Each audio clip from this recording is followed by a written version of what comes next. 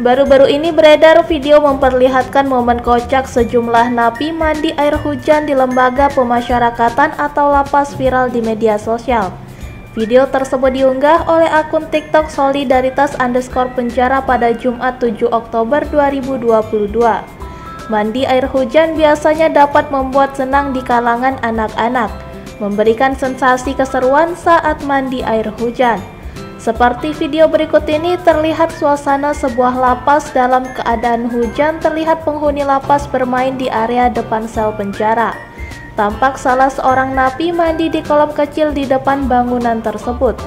Dan terlihat juga aksi kocak dari salah satu napi. Ia melakukan seluncuran di lantai keramik yang sudah terlebih dahulu dibasahi air hujan. Belum diketahui kapan dan di mana kejadian tersebut terjadi. Sontak setelah video tersebut diunggah, menuai berbagai komentar dari warganet.